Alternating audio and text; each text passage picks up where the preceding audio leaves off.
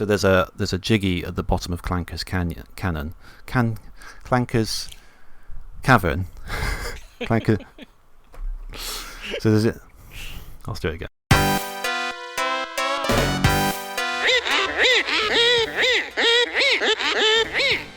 Oh, excuse me. Welcome back to Podemup. This month we're doing Banjo-Kazooie in the book club.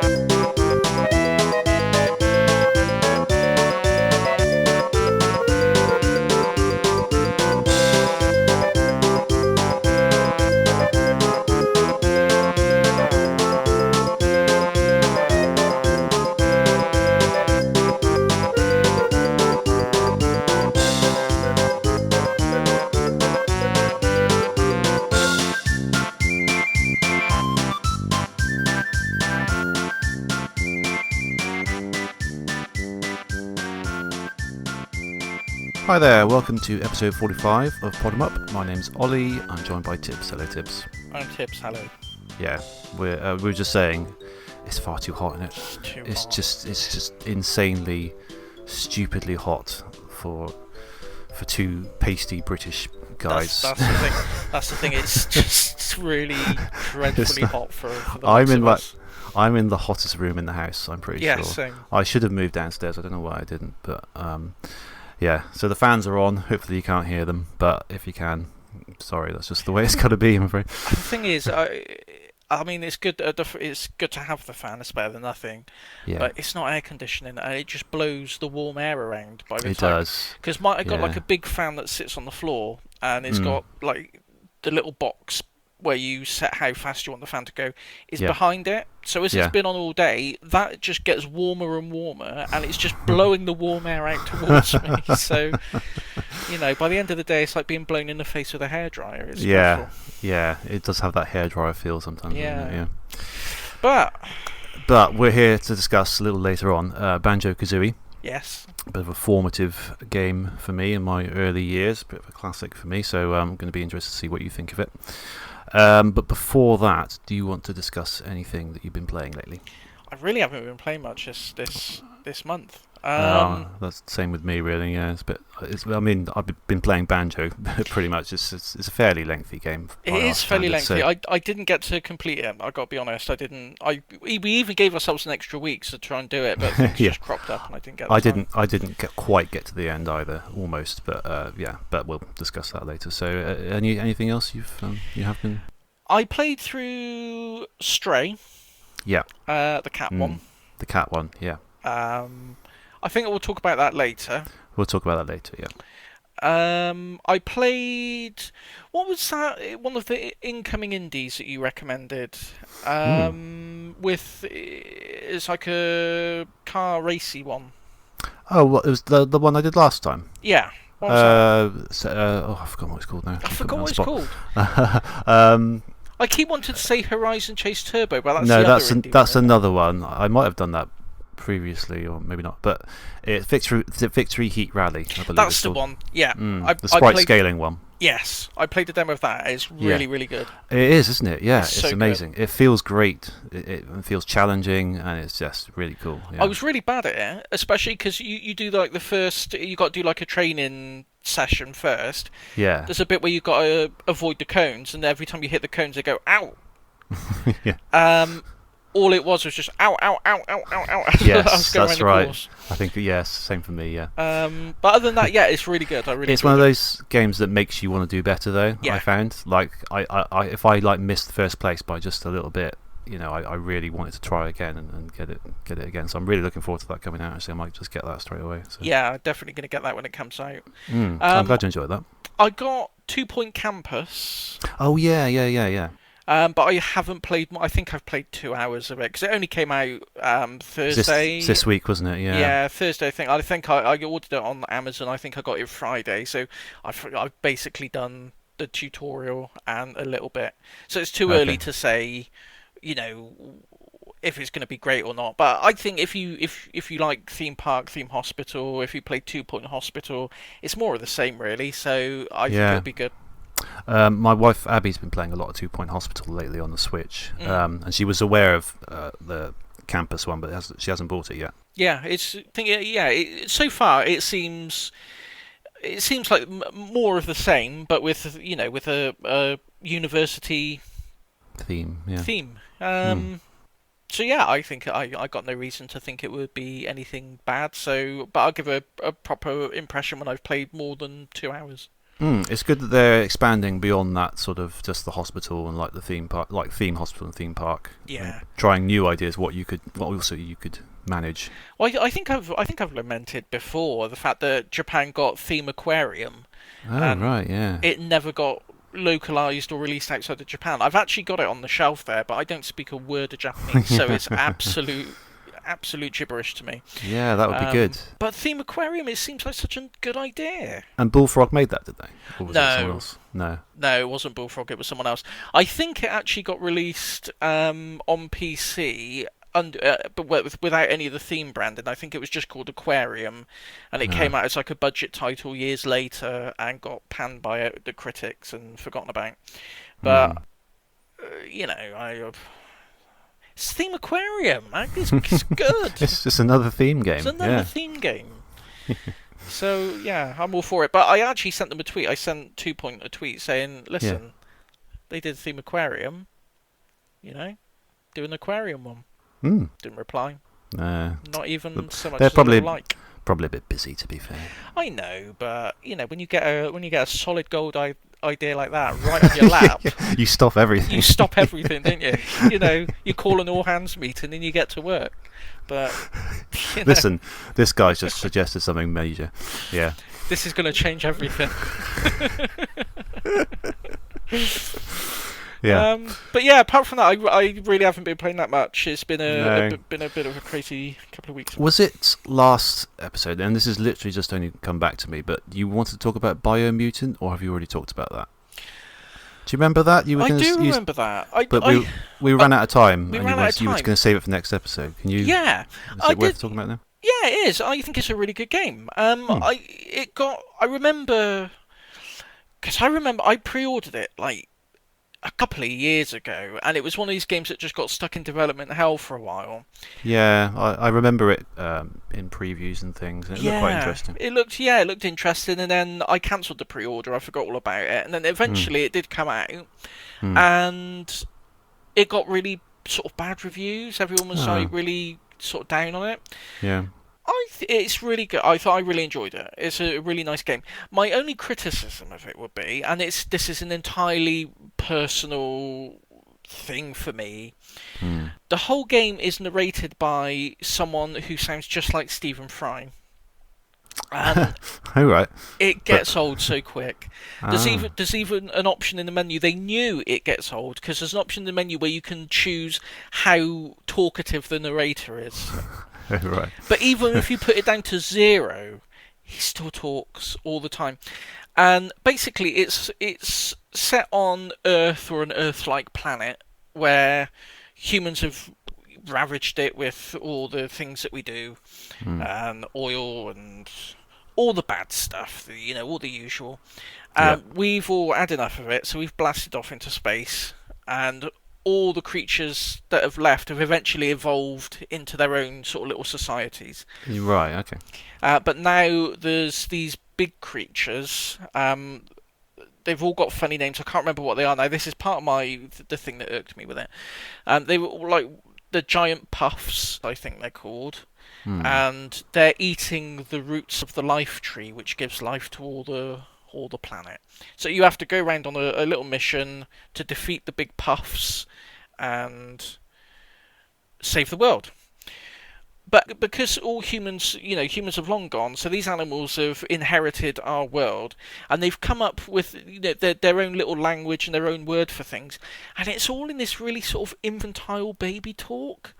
Like you find like an old train yard, and the narrator calls it, oh look, there's a big chugger. And like the whole thing, and you don't get a sword, you get a stabby stick, and a gun is a pew pew thing, or and it's the whole thing is. I see what they were going for, I suppose, because it wouldn't make sense for them to use the same words, although if they're kind of speaking in. If they're kind of speaking generally in English, you can understand. They speak in the whole thing. They speak in some sort of gibberish. They all go like blah blah blah blah blah, blah. And then the narrator will translate for you. The narrator goes. He says that the chuggers used to use the boilie oil, and you think, okay, fine. Kind of see what they were going, but I see that's really annoying. It does. It wears really thin. But the core of the game is really good fun. You get to craft, like you customize your weapons. You can pick up scrap bits of metal and stuff and stick it onto like a pole, so you can make like a smashing hammery weapon, or you can get sharpened bits of metal and customize. You can really make these really creative sort of melee weapons and ranged weapons. And you can add different parts to them, which will give them different abilities. Like you can, add poison to it, or add an electric sort of elemental aspect to it. It's just, it's a really great little game. I got it secondhand on eBay. I think I paid £15 for it. I might be a bit less, forgiving to it if I'd paid sort of £50. Yeah. But if you can pick it up for like £10 or £15, I'd go for it. I think it's got its charm. It wears its welcome a little bit thin with some of the aspects of it, but I mean, if you like hearing someone who sounds like Stephen Fry talk incessantly for the duration of the game, you'll love it. But I didn't. Is it sort of open world, or is it more? Yeah, it's all open world. I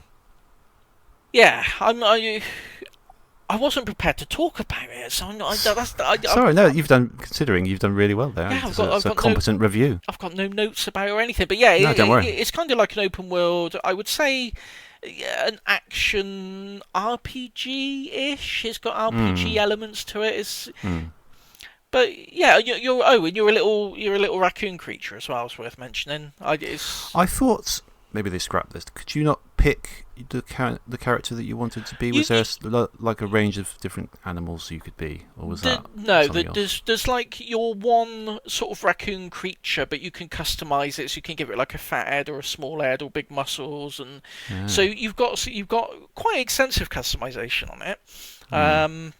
But yeah, you're always this little. I think it's a raccoon. Well, it's not like a raccoon. It's like a sort of evolved it's a small rodent. furry thing. Yeah. Yeah. Oh, okay. Yeah, he's all right though. Yeah, good. All right. Does a good job. Yeah, it's good. Yeah, sounds all right. Cool. Well, thanks for that review. That was really good. Yeah, very good. What have you been playing? Not a lot really. I've been getting a bit antsy about the forthcoming Wii U eShop closure. 3DS as well, worth noting, although I can't really use the 3DS with my eyes, so it's less of an issue for me. But the Wii U one, and the thing about it is, I think it's fully closing, is it next March or something like that? But and I don't think they've really been properly clear about this, but as far as I understand, at the end of this month, you will no longer be able to add any sort of payment onto your account. So they've already taken away the ability to use a credit card whenever you want. At the moment, you can only pay for stuff by putting credit on your account, so in £10, £20, etc. I think at the end of the month they're stopping that. So unless you put credit on there now, after this month, if I'm right, you won't be able to buy anything. That's my understanding. Yeah. Yeah, and I don't think they've been fully clear. You made the main date you get is like this date next year when it all ends. And although they have mentioned this, it's like if you don't put credit on, you're not going to be able to get anything. So I bought Fast Racing Neo, which is a futuristic racer. It is on the Switch as well, but I happened to see it for like $2.99 or something on there. I've been eyeing it up for a while, so I thought I'd get it. I've played a little bit, not loads, but just like the first Grand Prix of that, and I failed at it once and I had another go. Really good, really, really good. I really enjoyed it, so I'm going to be playing a bit more of that. It's just sort of a normal sort of fast, futuristic racer, but it's got this mechanic where there are speed boost pads that are either blue or orange, and you have to switch with a button whether you're blue or orange in order to use them. Oh, cool. So they sort of alternate it, and you have to keep switching, which adds a nice dynamic to it. And there's a boost and things as well, but it just feels great, really good. So I'd recommend that. I think it's gone back to full price now. But it is worth keeping an eye on if you're getting similarly antsy about the Wii U and you don't want to miss out on games that are going to go. There aren't loads of exclusives on there, but there are a few, and that's not one. But there's a few around, and I've been looking at them.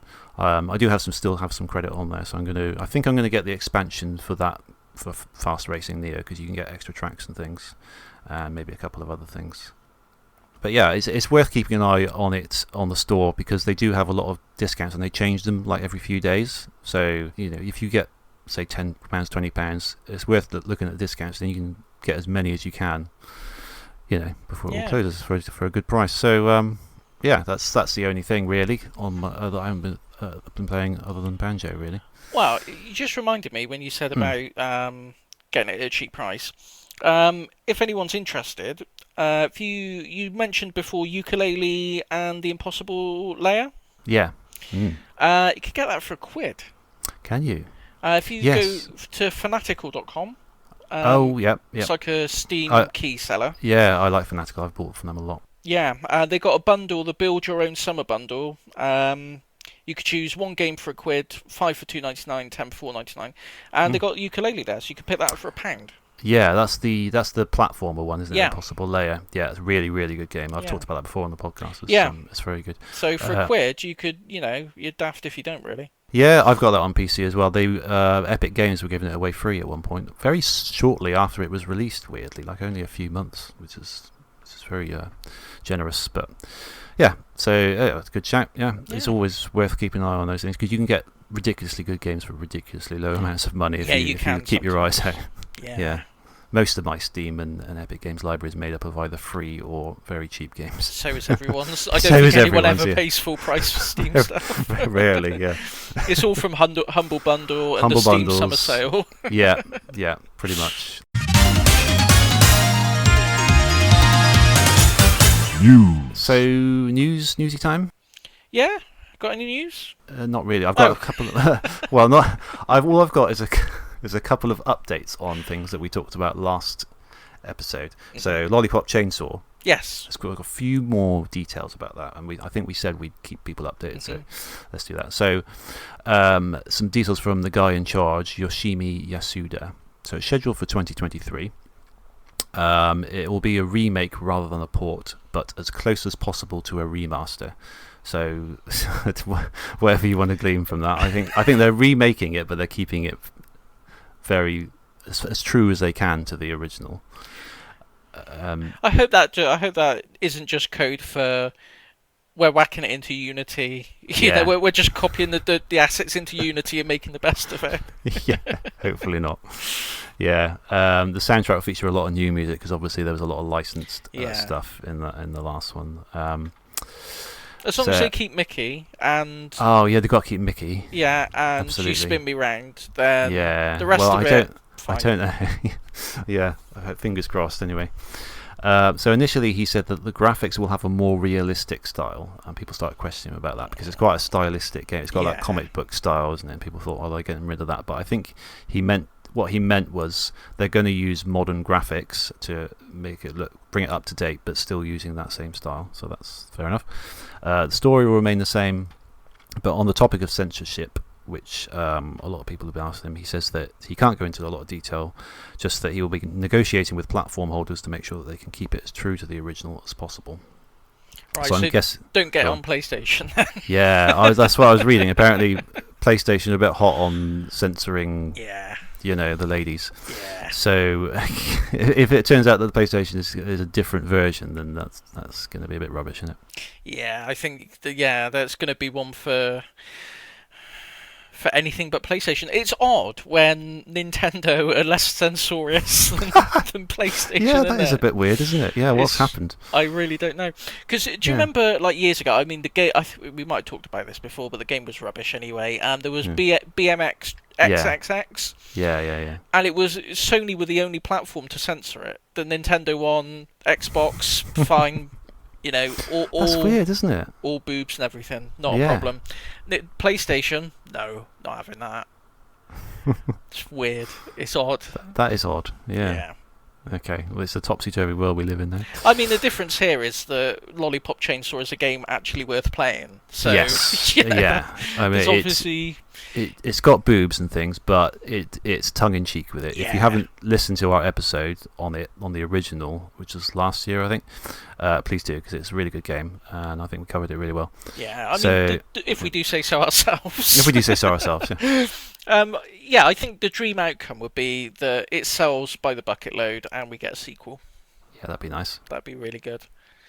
Just to shed more light on it so people can see it as well would be good as well, because it was a little bit not panned, but a lot of it received more critical reception than certainly we gave it, and definitely it deserved really at the time, didn't it? Yeah, I think a lot of people didn't get it. Yeah, a lot of people didn't get it, and a lot of people turned their nose up at it. Think it was quite puerile and things, and missed the point. I think. Yeah, it was kind of puerile, but it had a.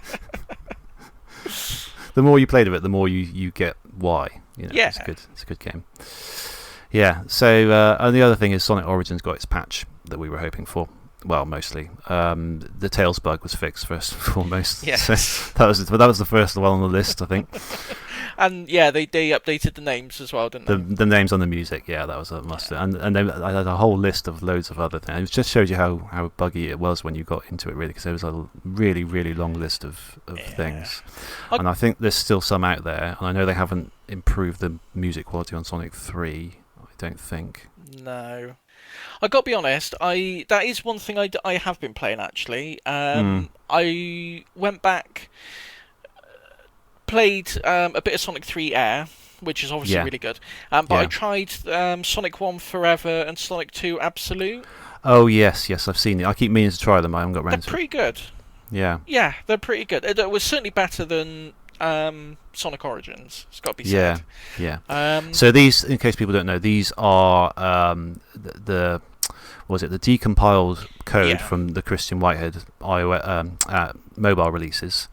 Working on PC and all sorts of other platforms, and people have been modifying those and creating more of the Sonic 3 Air experience with those, which is basically similar to what you get in Origins, but fan made and a bit more.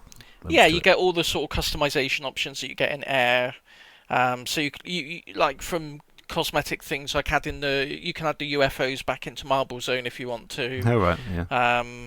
You can adjust you can turn on and off the various glitches, like the spike glitch where you're in the invincibility frames after you land on the spike.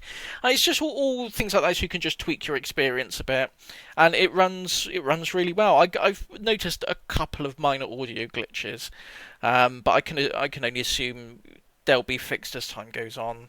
And I'm a lot more forgiving with that because it's free. So yes, exactly. Yeah, I mean Sonic Origins is quite pricey, really, for what it was. For what it was, yeah. Yeah, I have been working my way through the missions. I haven't completed some of the hardest ones yet because I was getting a bit frustrated with them, and I've got no patience for that sort of thing. But I quite liked it. There was some quite originality in there, like when you have to fight fast versions of the bosses and things like that. So I was quite impressed by what they managed to do there. Yeah, the missions are pretty good. I wish there was a few more of them, maybe. Yeah, and a lot of really easy, simple, pointless ones in the beginning. Yeah. So a few more of them, maybe siphon off a few of those would be good. But I'm glad they made the effort to do that anyway. Yeah, something to put in when they release it on physical. You could do like a deluxe edition. I hope so. Yeah. I hope so. I hope they do that. They better do it. They better do it, yeah. I talked about 2 Point Campus. Yeah. Right? This isn't casting any aspersions on 2 Point Campus, but they gave that a physical release. Yeah. That's not a flagship title for Sega. If they can give 2 Point Campus a physical release, they can give Sonic Origins a physical release. It seems weird why they didn't bother doing that. I don't really get why. There's no particular reasons. Odd. Yeah. So unless you got anything else to talk about, should we crack on with the old Banjo-Kazooie? Let's crack on. Let's do it. No, I said it now. I've done it now. Yes!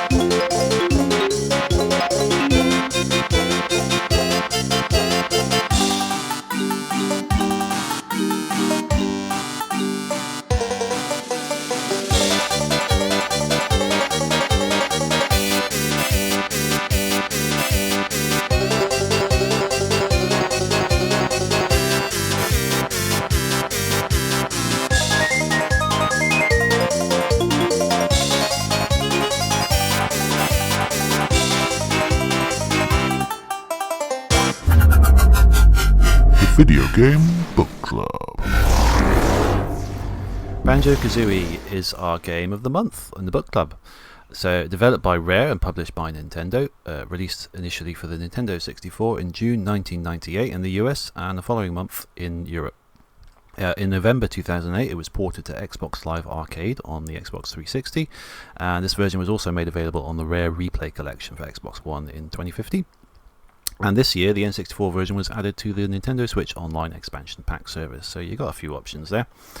If you want to go for the original N64 version, prices still aren't too bad actually for an original. So the loose cart will take you about £15, and various quality box versions will take you sort of £20 to £25 at the minimum. Yeah. I did have a look on eBay. There's some people really trying to get away with like £100. It's just ridiculous, isn't it? When you look, you can't really gauge a good. I always look on eBay for these things, but you can't really gauge a good price for a lot of things because there's some real chances on there. It's ridiculous. So I mean, I can't wait for the bubble to burst on the retro game scene. It's got to. Can't wait. Yeah, I mean, given all the price increases coming up lately, a lot of people aren't going to be able to afford to splash out on these things anymore. So I'm hoping that the positive effect of that will the prices will gradually start to come down.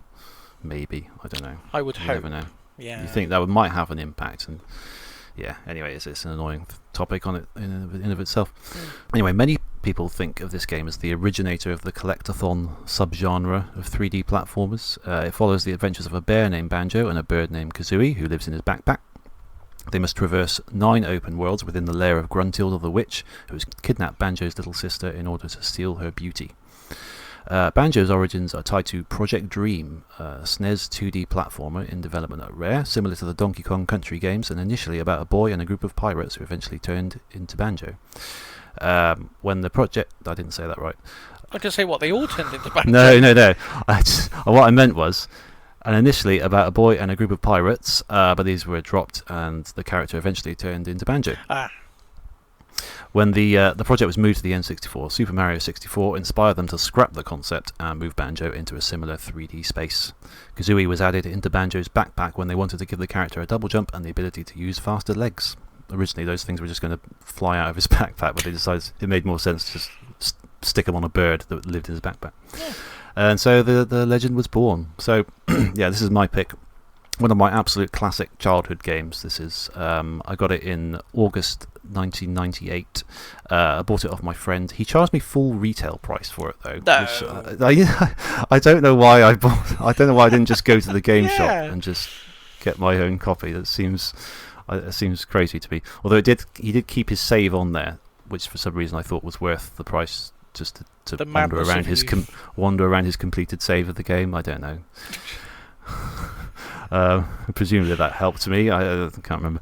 But it's always been one of those games that I only feel comfortable playing in a particular season for some reason. So this will always only ever be a summer game for me. I couldn't imagine playing it in winter. Do you have games like that? I couldn't possibly dream of playing this in winter or any other season. I can't say that I do, but I get it. Yeah, it brings back the memories. It brings back the time.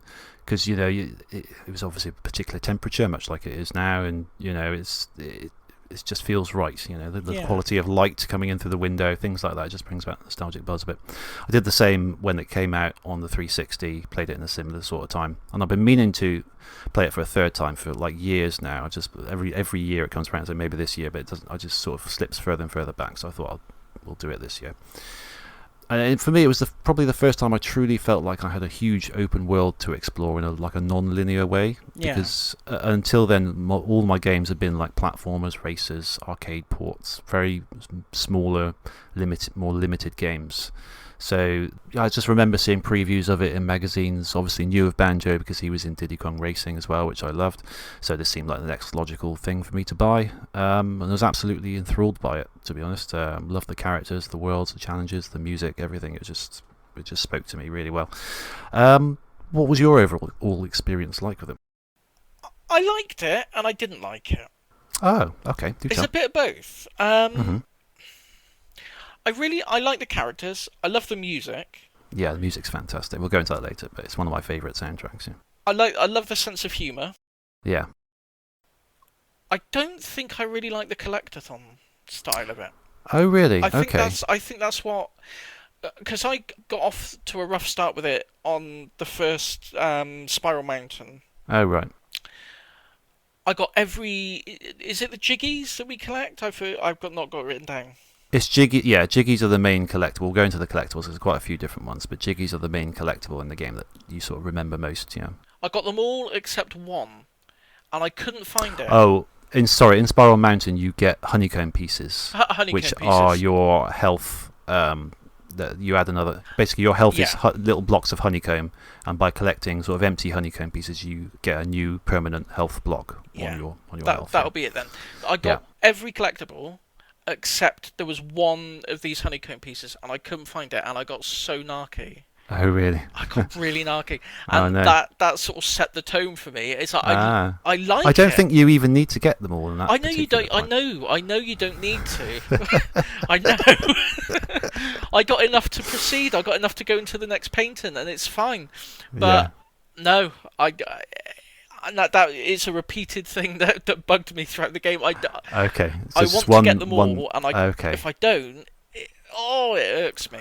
So that's a flaw in the collect-a-thon formula for you. Yes. How did you get on, out of interest, with Mario Odyssey? Because did you find that with that game? Because I find that it's the modern, really good example of a collect-a-thon, although it never gets called as such, but it basically is the same thing as this game.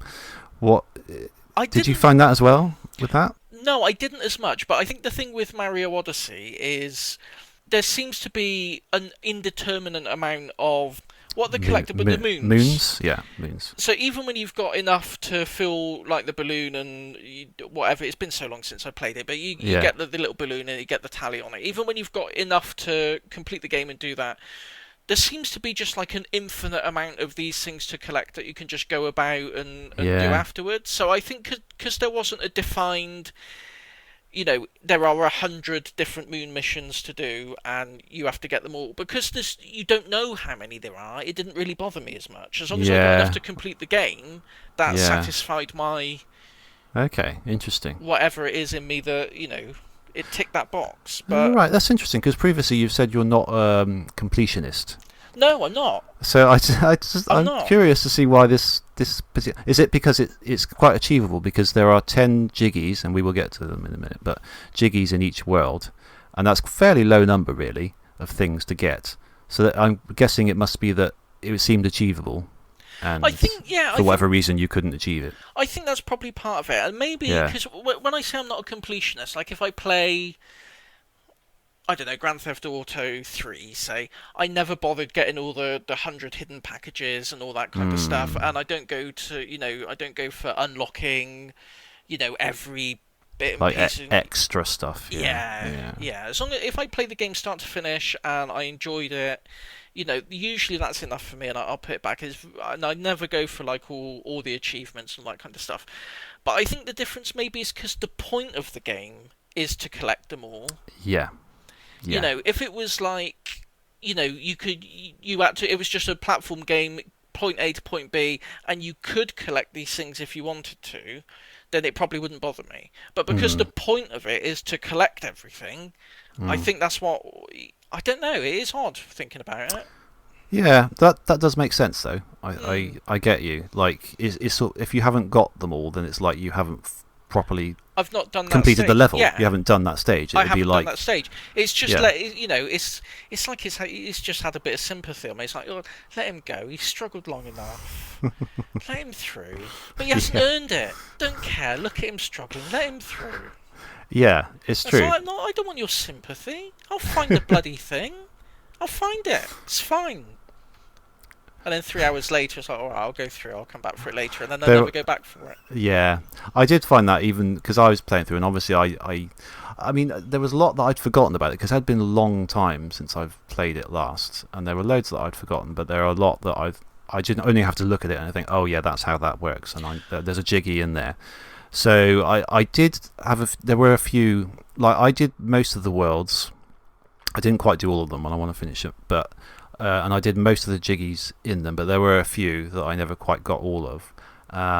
Particularly Treasure Trove Cove, I couldn't figure out. There's 2 missing there. I couldn't figure out how to get them, but I just kind of moved on and aimed to get back to it later, because you kind of it's quite loose. Like, so basically, well, I don't want to jump ahead too far ahead, but you enter Gruntilda's lair, which is this massive sort of network of tunnels, and inside there are entrances to various worlds.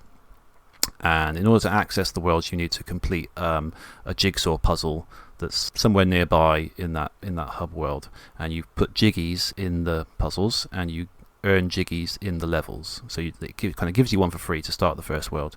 You get a few jiggies in there, and then you can go to find the puzzle for the next world. And it won't be many jiggies. It won't be as many as there are in World 1. So you can kind of get a few, and then you can progress to the next world. And there's always quite a relatively low barrier for entry for each world. Yeah. So you really don't have to collect them all in order to progress through the game. No, it's like the stars in Super Mario 64, isn't it? Really? Yeah. So yes, but very similar actually. Yeah, I mean obviously they saw Mario 64 and they based a lot of this on it and tried to expand on it. And so yeah, so it does leave you the option of leaving things for a bit and then coming back to them, which I did a fair bit because I just wanted to carry on with the game, keen to get to the particular worlds that I particularly liked. So yeah, I suppose it just comes down to how you deal with that sort of thing. If you really want to finish things before you move on, then I suppose it might irk you, because I would say I've always thought the world's size kind of is right for the amount of jiggies that are in it. They're not too big. If you compare, I always compare it to Yooka-Laylee, which is the spiritual successor to this game, released much more recently. We mentioned it earlier. The first one in that, there's 2 games, but the first one like that is like a modern version of Banjo. But those worlds were too big for the amount of collectibles that were in there. Like the worlds were much bigger, and there was only like 25 of what was it, pages? I think there were pages. Pages, yeah. And I had real trouble finding them in there because it was just too colossally big. And I think, although I haven't really played it properly, I think the direct sequel to this, Banjo-Tooie, has a similar problem, like slightly too big worlds for the amount of collectibles that are in there. But I think this one gets it right. And I think Mario Odyssey gets it right as well, because they're big, but there's loads of them and they're around every corner. So I think there is an aspect of that. Yeah. I'd forgotten how important the notes are as well, because I just remember them as being a collectible, but there are note doors throughout the hub world as well, where you have, and the notes there's 100 of them in each world, so they're much more liberally spread out. They're a bit like rings and coins. You just see them everywhere and you can pick them up. But much of the progress it depends on you getting like 120 notes to unlock a door, and then you carry on through the hub world. And I really like the hub world as well. I thought that was quite a fun thing to explore. There's a little irksome thing. I don't want to sound too critical, but I just want to find. I want to see if you find this as well. Okay. Maybe going back to it, because you obviously already know how to play it. Yeah. But as part of for the first few stages, you don't have access to all your abilities and stuff yet. You have to speak to the little mole guy. Bottles, yeah. Bottles. He gradually gives you more during the course of the game, yeah. Yeah. I can't remember exactly what the situation was here, but it was Treasure Trove Cove, and I knew what I had to do to get what I needed, and I went there, and he wouldn't let me do it. Ah. He came up and said, he popped out of the hole and said, "You have to find me somewhere else on the map before you can do this." It's like, well, I know how to do it. How did you know how to do it already, though? Did you unlock it already? I don't know. Was it the flying ability? It might have been. I think that's the one you get in Treasure Trove Cove. But I got to where I was supposed to go, and it's like, oh well, yeah, you're here, but you've not got here the right way, so go away and come back later, kind of thing. I don't think I caught that. Yeah, I was like, well, that's really annoying. I'm here. Give me what I came for. Oh, I don't know. I'm not sure what that is. Oh, okay, interesting. You're making me doubt myself now, but he definitely said he must have pumped out a hole because he can't speak to you. That's the only, yeah, you find him little molehills, and normally you go up to him, and that's where he teaches you a move. And we'll get to the moves in a minute, but there's quite a lot of them. Yeah. And they're all quite. You have to kind of memorize them all because there's no like in-game cheat sheet to remind you of them all. They're all various button combinations and things. I'm gonna go back and do this again. And find out exactly which bit it was. I'm just going to retrace my steps and find out, because I was like, well, this isn't very nice, to be honest. Okay. I liked you, and now, How did you find managing all the moves, and could you remember them all? Would you find places where, what move do I use for this, and you couldn't figure out what it was? Yeah, I got to admit, I did resort to a few walkthroughs at times and a little cheat sheet, because I don't know, memory's not what it used to be. I suppose when I was a kid, I'd have taken it all in my stride and not done it. But yeah, there are. It does. Yeah, there's a lot to remember. It's also one of those things where, when playing it in a modern way, you don't normally have access to the instruction manual, which might have. I'm not sure if it does, but it might have explained all the moves in that. And normally, back in the day, you would have just glanced at that to say, "Oh, maybe it's this move," and then do it. Yeah. So it might be one of those things. But there's a whole variety of things that use both Banjo and Kazooie. You can switch to Kazooie so she can run faster, and she carries Banjo on her back. Double jumps, various attacks, spitting out eggs from 2 different orifices, it looked like. And like the high flip and the flying one as well, so you get these pads and you go on the pad and you use red feathers, which is another collectible, to fly. So there's a whole range of different things you can do. A lot of different challenges require you to master them. And it was something that it was almost kind of muscle memory to me. I kind of, even if I couldn't, just a couple of tries of the buttons reminded me, oh, this is how you do that. So it's one of those things. I know the game so well, but I always imagine for a newbie that it is quite a lot to take on board, isn't it? I think. I wonder if it would be any easier on the actual N64 pad. I wonder if it's one of these things where it's designed with the ergonomics of that pad in mind. Or kind of, yeah, but I think it can apply to a 360 controller just as easily. To be honest, because I was playing the 360 version. I think you were as well, weren't you? Yeah. Although I was emulating it on Xenia, which ran perfectly well, by the way, as I'd recommend it. If you want to play it on PC, it's the only way to do it, I think. But I didn't have any issues using the 360 pad to get around, really. I found swimming can be a bit difficult, especially when you've got it set in a particular camera angle and it doesn't follow you around. There are noises, particularly in Clanker's cavern. You've got to go down, and Clanker is a massive metallic fish shark thing, and he's attached by a chain to the bottom of the seabed, and you've got to swim all the way down. But it can be quite difficult to maneuver around there to get like the bubbles and to do whatever it is you had to activate at that time. And there's a few instances like that where it was a bit frustrating, I must admit.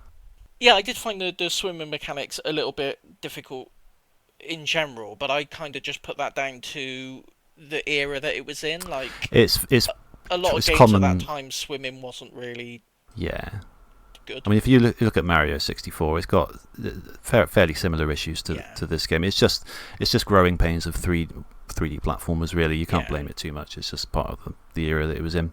Yeah, but I feel like we've been a little bit down on this game so far. I know. Let's turn to some positives, shall we? Yeah, I don't want. No, I just let me state that I enjoyed it more than I didn't enjoy it. Good. That's good. Yeah. Mixed feelings, but on the whole, I really enjoyed it. So yeah, I got more positive feelings about it than not. Okay, so it's another one of those games where it's bags of charm. Yes. So really likable characters. Mm-hmm. They don't have voices. They have little like 2 or 3 like clips of speech for so when Banjo speaks, you'll see what he's saying along the screen, but you'll hear and then Kazooie comes in. And some of them are quite annoying. Did you meet Mr. Vile in Bubble Goop Swamp? He gets a little bit annoying. But the thing is, when I played, I didn't play much of it, I admit, but when I played Ukulele, it's got the same kind of voicing. I found it really grating in Ukulele. I found it really charming in this. It's funny, isn't it? It's the same thing. They based it on that, obviously. But yeah, I know what you mean. Yes, I think you have different expectations for a more modern game, don't you? Maybe, yeah. Like this was down to limitations of the N64, I guess. Yeah. But yeah, there's just a charming element to it. Yeah, it's just really. Some great characters. Every world has got like characters in them that you meet, and they doing things with them will earn you various jiggies and things. Any sort of favourites that you met along the way? I don't know, really. I know, I'm struggling to remember, but it's one of those things. There's so much in the game. There's a lot of content in the game, really, and it's just kind of remembering it all in order to talk about it on the podcast. Yeah, I don't remember the name, but the big crab thing on the cove. Oh yeah, a nipper or something like that, wasn't it? Yeah, I liked him. And the monkey on the first one, the Mumbo, is it? Well, Mumbo is Mumbo's Mountain. He throws the coconuts at you. Oh no, Mumbo is a separate character that appears in. We'll talk about him in a minute. He's the one with the hut. So yes, Mumbo's the one with the hut, yeah. There's a big gorilla who throws oranges at you, and a little tiny cute little chimp as well. Conga, I just looked. Conga, yeah, Conga. That's it. Yeah. And then there's in the first world there's the termites as well, and you have to. So you have. Yeah. So you have in some of the worlds. There's a character called Mumbo Jumbo, and he lives in Mumbo Jumbo's hut.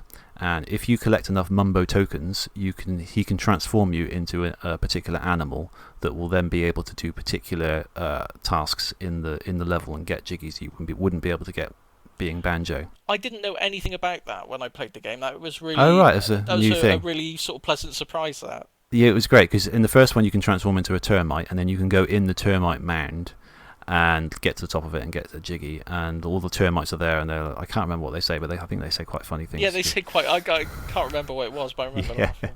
I should have written more of these down. It's really annoying. I know. But I also like Gruntilda because she talks throughout the whole game. It's her lair. She's the bad guy. She's stolen your sister, and she will comment on some of the things you do sometimes. Like in Mad Monster Mansion. Did you get that far? No. Hang on. Which one? So it's the haunted house one. No, I got up to the icy one. Freezy Peak. Freezy Peak. Freezy Peak. I love that world, but we'll get back to that in a minute. Yeah. So later on, you get into a haunted house one called Mad Monster Mansion, and there's a toilet in there, the talking toilet, and you have to turn into a pumpkin via Mumbo Jumbo. And you have to go in the toilet to go down the drains to get the jiggy. And when you come back out, Gruntilda comes in at the top and says, "I can't believe you went in there." And she talks in rhyming couplets. Everything she says is rhymes. And things like that add to the whole theme of the game because it's got a real sort of nursery rhyme kind of feel to it, like story, like do you know what I mean? Like fairy tale story kind of feel. Like you're a bear, she's a witch. And there's just it's things like that. There's just sort of it's quite a cohesive kind of theme to it. I found like that. It's very sort of kid friendly, but like everything's got eyes, even like inanimate objects and things. And some of the characters are quite rude to you. Kazooie herself is quite rude to. She's got like a thing against bottles. So every time you have a meeting with Bottles and he gives you a move, she's all arsey to him basically. And it's really great humour. That's what Rare are really good at. They've got a particular style to all their games, and it really shines through here. Like this sort of British kind of self-deprecating kind of humour that kind of comes through, and these sort of funny voices and things like that. Like there's when you go to Bubblegoop Swamp and you have to hit the big turtle's feet to get inside him. Yes. Every time you hit the feet, he goes, "Oh!" Just the greatest sound effect ever. And then you go inside, and there's a bunch of turtles living in there. And then the Tip Tup, who's from Diddy Kong Racing, actually, I think it's a version of him, and he's got the Tip Tup choir. Yeah. And he'll do a little song, and he'll do like there's like 7 or 8 different turtles, and they'll do a particular rhythm, and then you have to bash the backs of the turtles to mimic the rhythm to get a jiggy. They're cute little things as well, aren't they? They're lovely, yeah. Just full of great little characters like that. And they're all involved in a jiggy. So you talk to them and saying, "I've got an issue. Can you do this?" Or it could be a character that's hiding the jiggy from you, and you've got to beat him or something like that. Like in Freezy Peak, you have to race Boggy, don't you? There's a little race around the track, and he's got like children in an igloo, and you have to find through their presents that are hidden in the level. Some really like creative stuff. Like you always felt like you're getting something new. A lot of the challenges didn't feel like rehashes of old ones. They just felt like, oh, this is what new things can we put in this level that we haven't seen before. You know, it constantly gives you like new twists and turns and great things to do that you haven't done yet. So I really like that. Yeah. And I loved the little crocodile that you turn into in Bubblegoop Swamp. He's so cute. And the walrus in Freezy. Oh yeah, the walrus as well. I forgot about him. Little walrus with little teeth. And he retains Banjo's shorts and backpack, and they look so cute. Just a little walrus with these little shorts. Just fantastic. I love it. Are there more animals? Because like I say, Freezy was as far as I got. Are there more animals you turn into after that, or? So you turn into a pumpkin in the Mad Monster Mansion in the last level, which I didn't really get to play much in on this go, but it is my favourite one. It's Click Clock Wood. You can transform into a little bee and you can fly around. Cool. But the great thing about that level is it's set into 4 different seasons, and then you start off in spring and then you unlock summer. It's different season versions of the same area, and certain changes that you make in spring will affect like summer, and then autumn you go back into summer. Such a good idea. I love it when games use seasons, because I think it's like a really nice thing to do. Like, you know, you can like how they affect different areas. Like there'll be like piles of leaves that you can walk on that you can then get to areas that you couldn't get to in summer. In the summer, the lake is dry, so you can go down to the bottom and go into places where you couldn't go by swimming. Things like that. Yeah. Great level. As I said, I didn't get much of a chance to play it this time, but I'm going to get straight back on it next week. Did you know what the Brentilda was about? The Grunty's sister. The good witch that you see sometimes in the so she gives you facts about Gruntilda that, like, you know, it's discussed. Like her favourite breakfast is spider pancakes and things like that. Like and that's not a great one, but there's some really funny, some quite funny like facts in there, and I think they mix them up each time you play. So I think I'm right. You can't really look at well, I'm jumping ahead. Basically, the reason she tells you this is near the end of the game, before the final boss, Gruntilda challenges you to a quiz.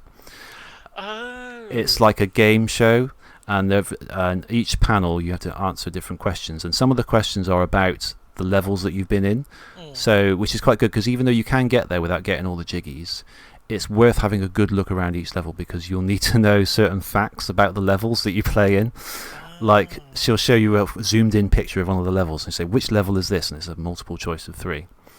And there are also Gruntilda squares, and you land on those and you have to answer a question about Gruntilda that you will only know if you talk to Brentilda. And you have to like note them down. Which is a great idea. I love it. That is a really good idea. I love it. It's so cool. Like a game that challenges you about what you know about the game at the end of the game. Yeah. It's fantastic. Yeah, that's as far as I got. I didn't get to the final boss because I had to get a few more notes and I ran out of time, and I needed to go back and play that last level as well. Yeah, it's just, I mean, I'm going to gush about it because I love it. It's brilliant. It's a great game. Yeah. Just have to see if there's anything. We just mentioned the music because the music is phenomenal. It's by Grant Kirkhope. He's got a certain style to it. It goes along with that nursery rhyme kind of style because as soon as you step into Gruntilda's lair, you've kind of got a version of if you go down to the woods today. Yes. But it turns into its own thing, and and the music changes depending on which area of the lair you go into. Like it fades seamlessly into a seaside version of that theme when you get to the Treasure Trove Cove, things like that. And then just such catchy tunes for each of the worlds. It's really good. It's probably the best music I've heard on the N64. Yeah, I think so. I think it's definitely a standout soundtrack. One of my favourites, definitely. Even, again, in that Click Clock Woods, if I remember rightly, there's a little character called Naughty. He's a beaver, spelled Gnawty. And you go into his little hut in there, or he lives in a tree, and he's got a completely different theme to the general theme of the level. Usually they do variations of the same theme in each level, but he's got his own catchiest little tune ever, and it's just for this one little room that you go in, and it's just like the amount of effort that's gone in is it's a phenomenal soundtrack. Really good. It really is. It adds so much, even piles on even more charm to the game as if it needed it. Anything else you want to say about it? No, I don't think so. Like I said at the start of this segment, I liked it and I didn't like it. I think the bits I didn't like were more to do with me and how that gameplay style sort of gelled with me rather than the game itself. I think there are people that just won't like a collect-a-thon for various reasons. And have you played many others out of interest? I don't think I have really. I played plenty of sort of 3D platformers, but in terms of this is straight collect-a-thons, I don't know if I have. Yeah. What about Jack and Daxter? I only the first one. That's sort of a collect-a-thon, isn't it? We talked about that on the show actually. We have talked about it. Yeah. I did actually collect everything on that one. Oh, okay, interesting. Yeah. So that was more achievable, I guess. That was more. Yeah, I think that was more achievable, and there wasn't. Okay. There wasn't like tons of different collectibles there. It was mainly the precursor orbs and the power cells, and that I don't think, as memory serves, there wasn't really much else, was there? There's little... Yes, I've played it a bit. I played about half of it, I think. Those little spy fly things that you were in the levels as well, but I think there's only like 5 of them. It wasn't like... I think the focus was more on the platforming than the collecting, I think. Yes, it was a bit more platform heavy. You generally got them through platforming tasks and things, didn't you? Yeah. If I remember rightly. Speaking of that, I don't want to a brief diversion. There's a decompilation project for that. I saw that, yeah. Open goal. It's really good. Fantastic. Really it's amazing what people can do these days, isn't it? I'm constantly astounded by the different projects that you see. There's speaking on the N64, there's the guy who did the porting of the Sonic Unleashed levels into Sonic Generations. He is working on a plugin for N64 emulators that makes every game, well, as many games as possible, like widescreen, full res, these nice lighting, like ray casting lighting effects, 60 frames per second, and it's still very much a work in progress, but the stuff he's put out is phenomenal. It looks amazing. It's such a huge leap from the original, what the original machine could do. It just looks incredible. Do you see someone's ported Portal, like a tech demo of Portal to the N64? No, I didn't see that. No, it's amazing. Wow, incredible. Amazing. People Portal on the N64. That's intelligent. Nuts. Developing I don't know how they machines. do it. Yeah, it gives you hope that we can kind of eventually get kind of anything. Do you know what I mean? Whatever a company won't give us, we can kind of get somehow. It's like some clever person will say, I'm going to make that, and then just do it somehow. I think we're really spoiled. Like, we are so spoiled these days, with stuff. I saw on Twitter someone was posting running, the Steam Deck, the handheld Steam thing. The full console version of Metal Gear Solid 5 and it looked just as good as it did on the PlayStation 4. And then playing it on a handheld, that's mind-blowing. Yeah. That's mental. Yeah, crazy. That's quite powerful, that Steam Deck, isn't it? Yeah, it looks crazy. Anyway, brief tangent, but yes. worth doing, I think. So yeah, I mean, where did Banjo go after this? I haven't. This is the only game in the series that I've played a lot of. Banjo-Tooie, I've played like the demo, or not even all of the demo, most of the demo on the Xbox Live Arcade, and I've looked into it a little bit as well. For some reason, it just doesn't gel with me. I keep meaning to play it. I will play it at some point. It might be worth, if you haven't played it either, then it might be worth us both revisiting it for the show. Yes, and then we can both, if we both go into it unaware of what it's has to offer. Yeah. The general consensus is that it's not as good, but some people, it's got its fans, and it's not a bad game. I think people say that about Ghostbusters too, and I think that's a pretty good film. Yeah, it's all right, isn't it? Yeah, it's quite fun. Yeah, the end is a bit stupid, but yeah, it's a good film. But yeah, I've been meaning to get around to it. It's worth playing, I think, from what I've heard. Banjo-Kazooie, Grunty's Revenge, and Banjo Pilot were the relatively little Game Boy Advance sort of spin-offs. The Grunty's Revenge is kind of a top-down sort of version of this game, and then Banjo Pilot is like a racing game. I haven't really played either of those, so I can't comment on them. Banjo-Kazooie Nuts and Bolts is famous on the 360 is famous for ditching pretty much the whole game concept, and making it a kind of quite an interesting thing where you have to, in order to complete the challenges and get the jiggies, you have to construct vehicles to do particular tasks. I did play it for a bit, and I didn't get very far with it. I think mainly I wanted to play other stuff, and I just didn't get back to it. I mean, what it does, it's quite interesting. I've never played it, but no. I think what put people off it was in all the teasing in the run-up to it, they were making it sound like it was going to be sort of Banjo-Kazooie 3. Yeah. And then they just did a complete swerve on it at the last minute, and it's just not what people wanted, I don't think. It's a weird decision, isn't it? I mean, I get at the time, I think it was because collect-a-thons weren't that big, and they wanted it to do something else with it, I guess, which I kind of get, but it didn't go down well with the long-term fans, I think. No. Since then, he's had cameos in Sonic and All-Stars Racing on the 360, and obviously more recently Smash Brothers Ultimate, and then you got Yooka-Laylee, the spiritual successor. But I think we're crying out for a remake, I think.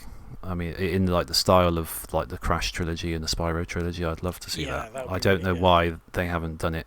Like, I mean, it'd probably be an Xbox exclusive. So this is a bit annoying for me because I don't have a modern one, but I'd want to see it anyway. And it'd be great if they could do everything that they've got and just update it, but also expand the worlds just a little bit and maybe make it like, say, 15 or 20 jiggies per world, but then like have new areas to go and just something for the old fans to new stuff to enjoy there, so it feels like a bit more of a new game.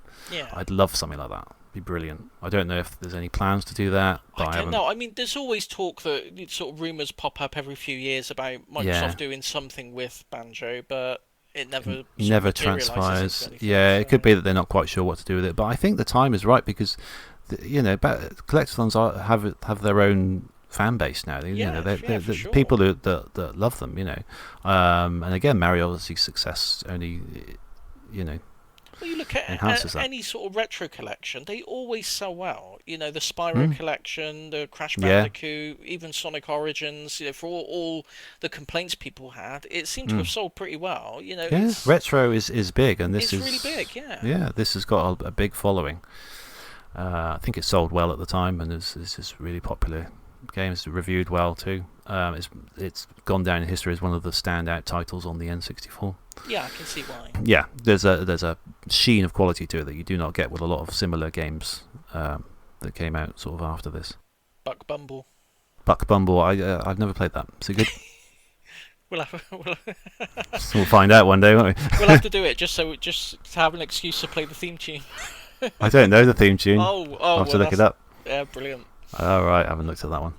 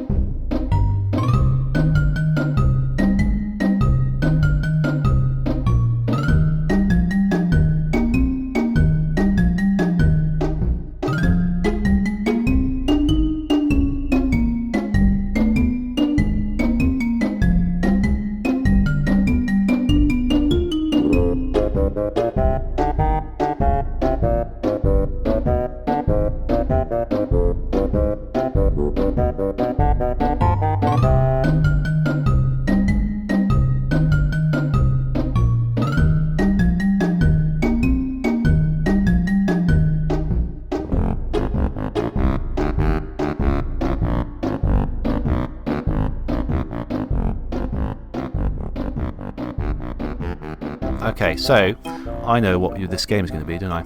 Yeah. Because you ran it past me already. Yeah, I did. It's going to be. It's going to be Stray. It's going to be Stray, the lovely cat game. Yeah, it's you got on. You got on quite well with this, did you?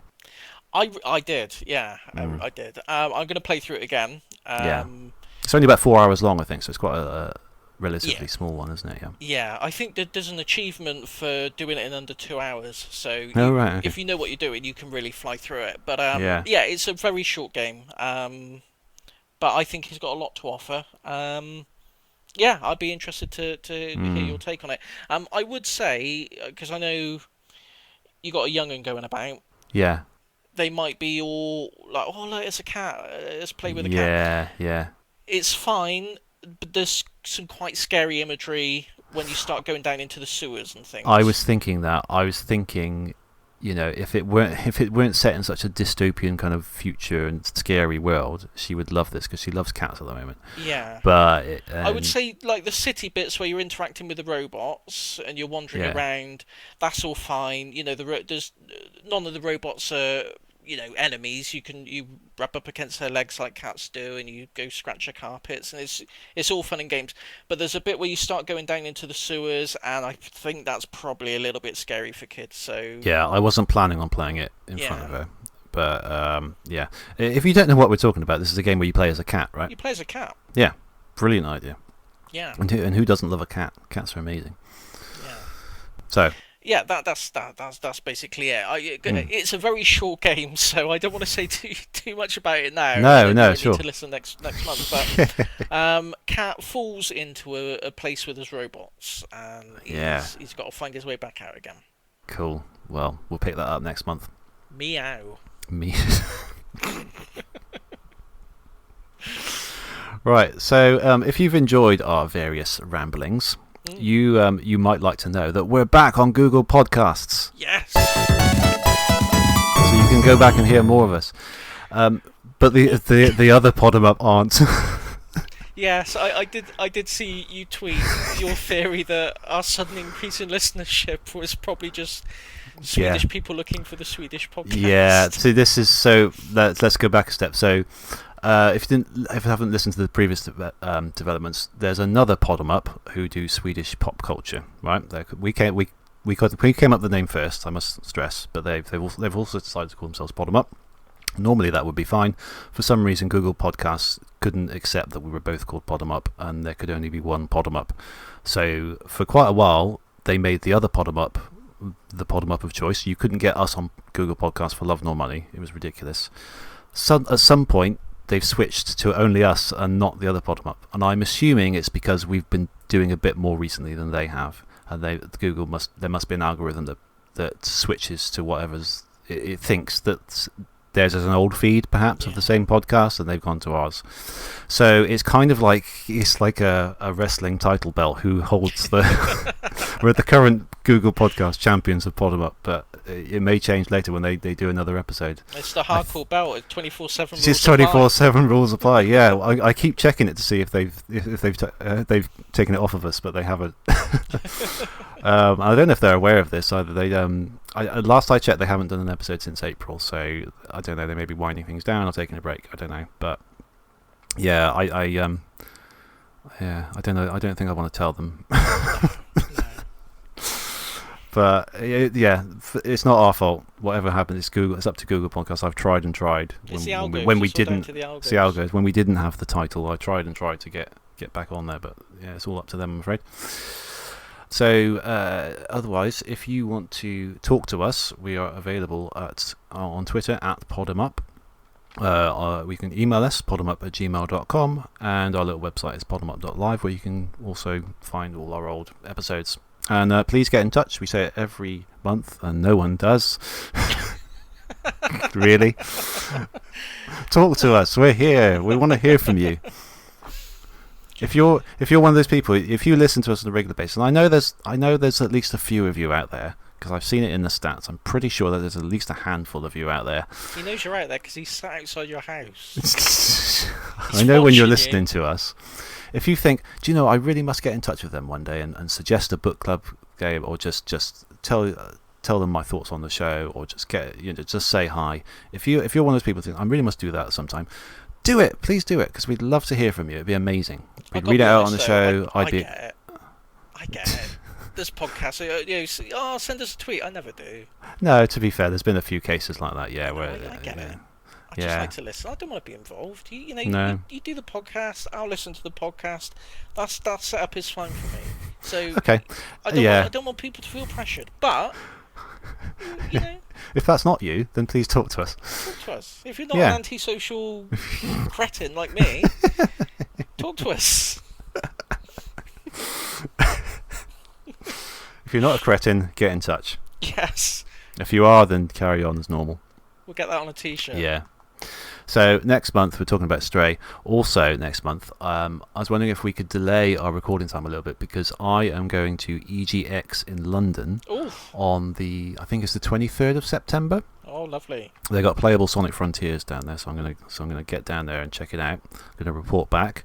I've been there before. They're quite good. They've got like retro areas. They got like indie games and other games to play. So I'm gonna have a wander around, play what I can play, and have a full report. Why? You may have done this, but I don't. I get the feeling you haven't. Why haven't you got yourself a press pass? I haven't. I didn't really think, to be honest.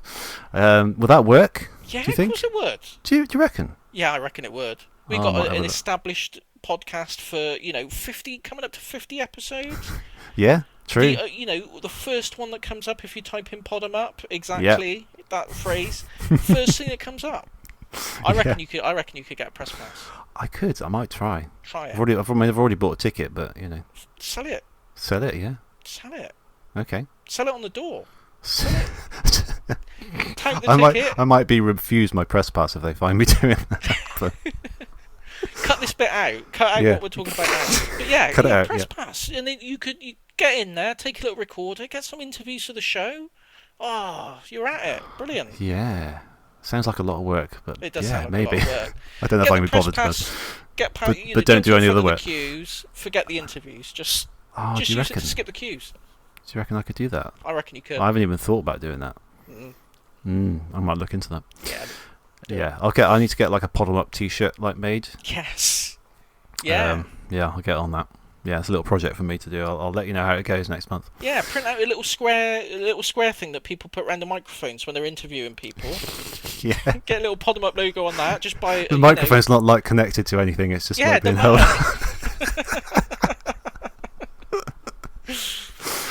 Little hat with a press card sticking out the corner. Because then they'll definitely know I'm from the press. That's how they know you're legit. They all wear that, don't they? What a scoop! What a scoop! Just like a full old camera with a massive flash. Yeah. Just take a picture, pull our up readers will love over this. Your head. Yeah, hilarious. Okay, so I'm going to do that. I'm going to let you know how it goes, and if I get thrown out, I'll just forget the whole thing. Yeah. Anyway, that's what we're doing next month. Yeah. So we'll going to be a good show. Yeah, brilliant. Okay, so you can catch us there even for episode 46 of the Podemup podcast. Goodbye. Bye.